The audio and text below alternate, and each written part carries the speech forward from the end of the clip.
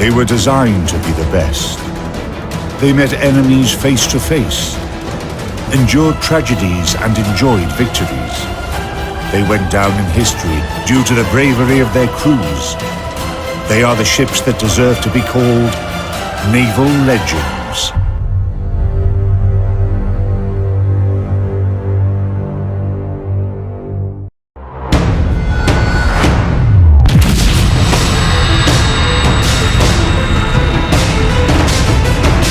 In this episode, Battleship New Jersey, the most decorated ship of the US Navy.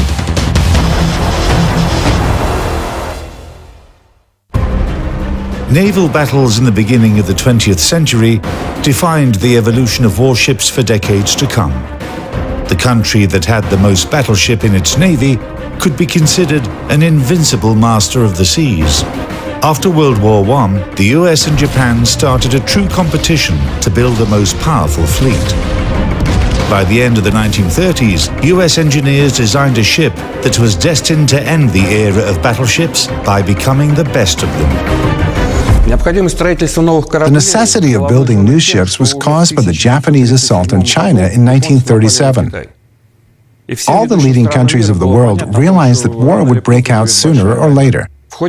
During these combat actions, the Americans somehow learned that the Japanese had heavy cruisers with powerful artillery armament. How could they oppose these ships? A decision was made to build battleships with specific armament and speed.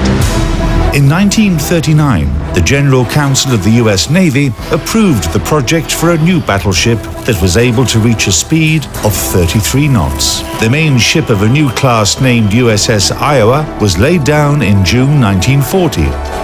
A powerful ship with powerful armament, which had quite a high maximum speed. It would reach 33 knots according to the project. Some destroyers are this quick too. USS New Jersey became the second ship of its class. Her construction started at a Philadelphia shipyard and progressed at an unprecedented rate. But after the attack on Pearl Harbor, it was accelerated tenfold. The battleship was launched on December 7, 1942, the first anniversary of this tragic event.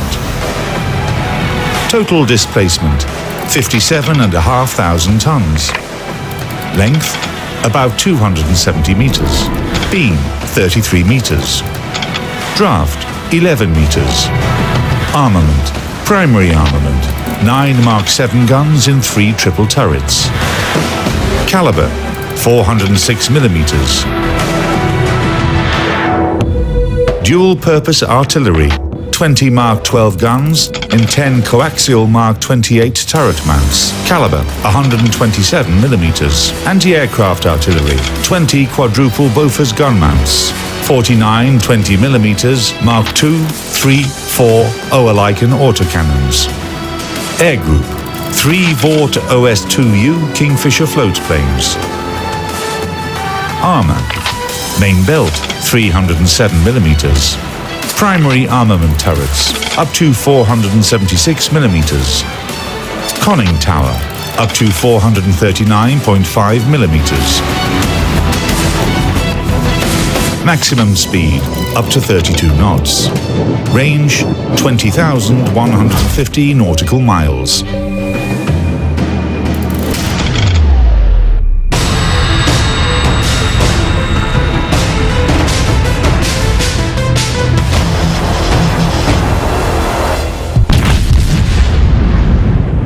The 16-inch rifles on the Iowas were pretty much the epitome of naval gunnery.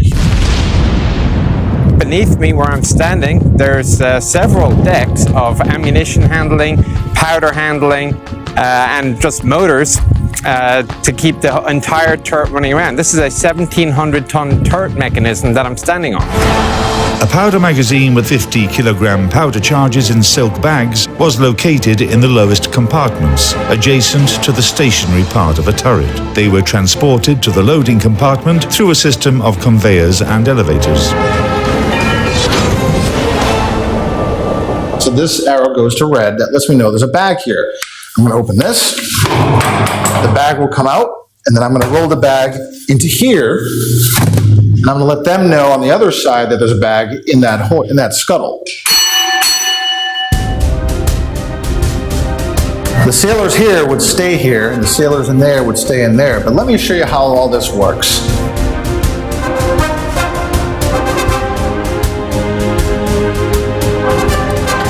So once the powder bag is in the scuttle, we know that the arrow is on red. They've put it there. Then we have to open this one.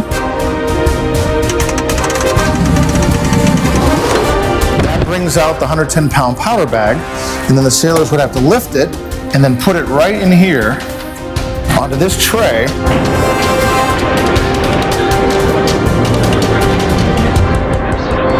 Three bags here, 3 bags here. This is the elevator car right in here. When the elevator car came down, they would push in all 6 bags into the elevator car, and then the car would bring the bags up to the gun house so they could be put into the rifle. Munitions themselves can vary in design, usually depending on the size of the ammunition.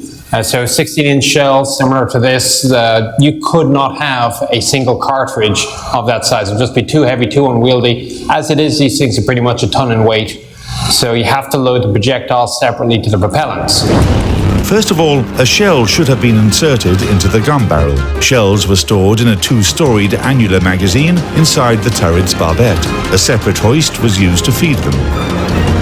Normally be slid over to the hoist. Once it's placed in there, a hoist operator would use this handle, pushing it all the way over, causing the projectile to go up.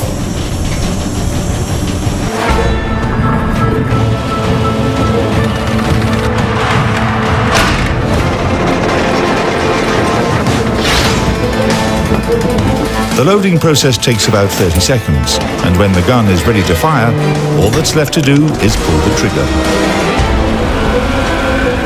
First, we have to let everyone on the ship know we're about to fire. So we sound the salvo alarm. Around the ship, it sounds like an ant. Down here, it's a bell. And then we're ready to fire. This is the manual trigger right here. Once this is pulled, the guns are fired.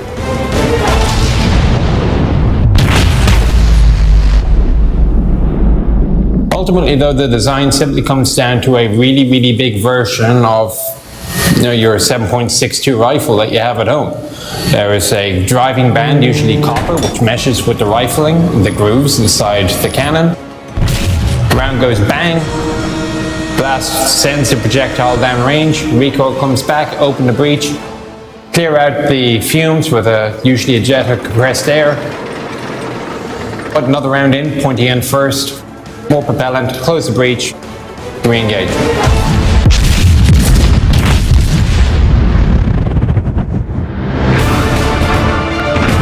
Mark 7 guns installed on New Jersey were considerably more powerful than the previous model, Mark 6. They had the same diameter of 406 millimeters, but the barrel of Mark 7 guns was longer, which increased the muzzle velocity of shells and, accordingly, its destructive potential.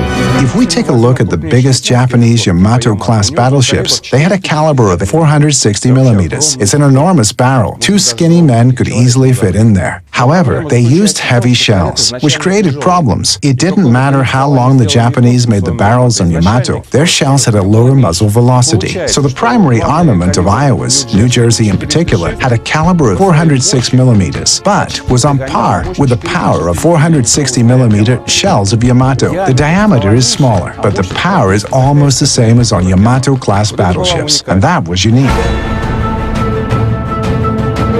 However, all the ship's engineering advantages and powerful weaponry would be nothing without her crew. It's the crew that makes her a formidable combat unit. At the moment of launch, the battleship's complement consisted of almost 2,000 men. Later, when the Pacific campaign was in full swing, the crew of New Jersey was extended to 3,000.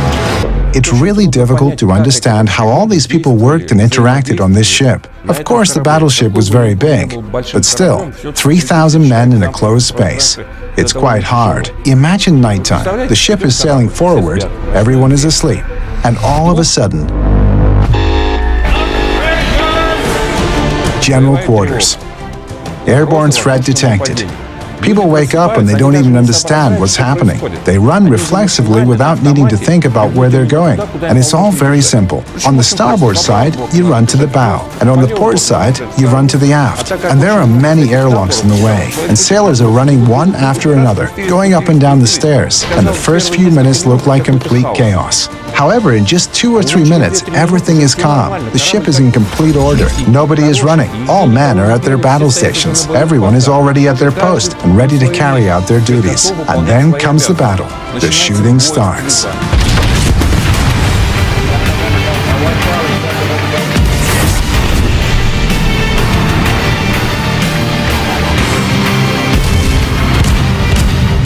You have to stay at your battle station until you receive the order to leave it. If there is no such order, you have to fight, shoot, and hold your position. And all 3,000 men know this drill.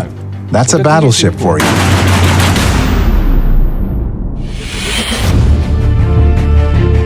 The battleship New Jersey, nicknamed Big J by her crew, underwent her baptism by fire on February 17, 1944. The objective of a U.S. operation was to capture a major Japanese fleet base on Truk Island. 9 aircraft carriers, 7 battleships, 10 submarines, and about 45 ships of other types took part in the offensive.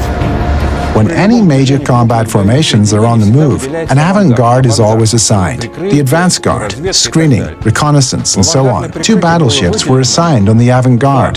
Those were Iowa and New Jersey. 2 heavy cruisers and 4 destroyers in addition. This powerful force was acting as the avant-garde. On this day, the task force encountered a Japanese unit consisting of the training cruiser Katori, 2 destroyers, and the armed trawler Shonan Maru. The balance of forces did not leave a single option for the Japanese. Even without using her primary armament guns, New Jersey and her escorts sank 3 enemy ships. Only destroyer Nowaki was able to escape.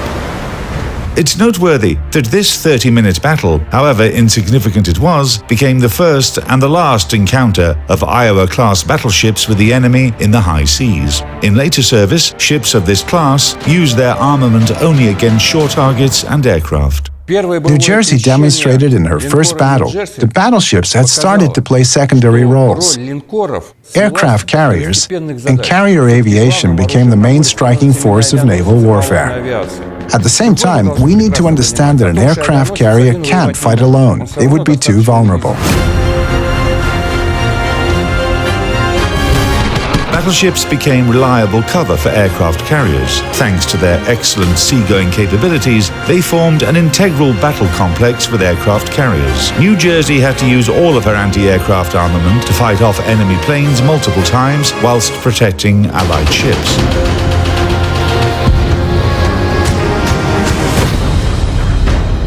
If you watch newsreels from that time, you'll see that the whole sky is covered with bursts. Let's ask ourselves, where did these bursts come from? Who was shooting?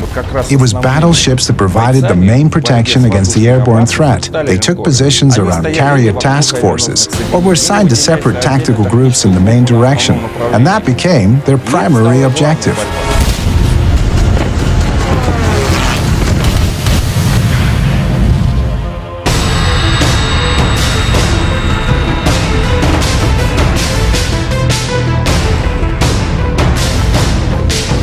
Up until the end of World War II, battleship New Jersey used her primary guns to bombard positions of the Japanese army on the Mili, Saipan, and Okinawa Islands. The battleship took part in fighting off enemy air raids against U.S. aircraft carrier formations in the Philippine Sea and provided support for landing troops. Thanks to the well-coordinated work of her crew and her captain, New Jersey didn't receive any significant damage throughout her years of service. She also performed brilliantly in U.S. military campaigns in the second half of the 20th century: Korea, Vietnam, Lebanon, and the Persian Gulf. Big J received 19 battle stars and is considered to be the most decorated ship of the U.S. Navy. New Jersey showed her colors in almost every port where she visited. With the arrival of missile technology, the battleship had a second life as a unique U.S. Navy ship combining her incredibly powerful artillery with a new armament type.